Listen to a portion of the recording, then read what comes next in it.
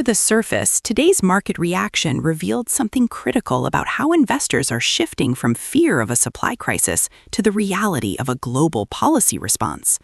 It was a volatile session as competing forces battled for dominance, ending in a modest retreat for major indices. The S&P 500 slipped 0.25%, the Nasdaq fell 0.32%, and the Dow lost 0.42%. While equities saw a marginal retreat, the real story was in commodities and bonds. Oil prices plunged nearly 4.5% as coordinated policy actions began to ease supply fears, and gold continued its sharp collapse, dropping over 3% to $4,652.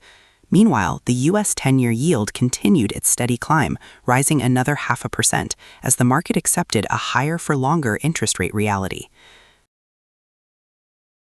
The primary driver today was the collision between tangible supply-side interventions and a still escalating geopolitical conflict. Investors reassessed their immediate energy fears as the U.S. partially eased sanctions on Venezuela and waived the Jones Act to clear domestic distribution bottlenecks. At the same time, Iraq restored crucial crude flows through Turkey. These moves signal that major economies are moving beyond rhetoric to provide real barrels to the market. However, this relief was met by a hawkish wall from central banks. Both the ECB and the Bank of England echoed the Fed's tone, holding rates steady while explicitly warning that energy-driven stagflation is now their primary concern. On the corporate front, Accenture's cautious forecast revealed a growing wait-and-see approach among enterprises. While AI demand is at record highs, companies are deferring non-essential spending to preserve cash, signaling a new layer of growth risk. Institutional money is currently undergoing what looks like a deflationary repricing. We saw a clear rotation toward atoms over bits. Investors are favoring technology companies with physical asset exposure, like AI infrastructure, over pure software plays. Interestingly, energy names showed resilience, with European majors like Eni bucking the broader decline. This suggests institutions are viewing oil pullbacks as entry points rather than exits. Conversely, we saw an aggressive abandonment of materials and consumer staples. This tells us that investors are quickly exiting business models that can't pass through higher costs to consumers. One open question investors are debating right now is whether the continued collapse in gold is actually a sign of liquidity stress rather than a lack of fear.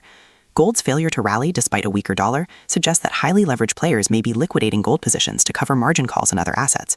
There is also a structural fragility building in Europe as energy costs force a return to coal generation.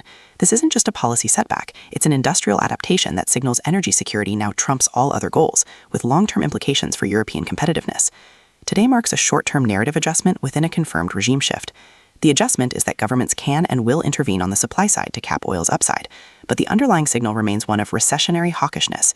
For months, the market bet that central banks would blink at the first sign of trouble.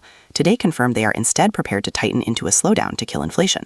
This signals a shift where bad economic data is no longer good because it won't lead to a policy rescue. The market's resilience will be tested by the 21-day clock. Analysts have warned that if the disruption in the Strait of Hormuz persists, major regional producers will be forced to shut down facilities, a move that would overwhelm any current supply-side relief. We are also watching for the next round of Fed speakers to see if they reinforce this higher-for-longer stance despite cooling growth. I'd be curious how you see this developing. Are these supply-side interventions a temporary fix, or is the market underestimating the long-term impact of this energy shift? Let me know your view in the comments. The broader takeaway from today's reaction is that the Fed put is officially dead, and investors are now prioritizing liquidity and companies with fortress balance sheets. If you enjoy this type of calm, analytical breakdown of global markets, consider subscribing. I publish regular briefings focused on the deeper forces shaping market behavior. Thank you for spending a few minutes here today. I appreciate you being part of the channel.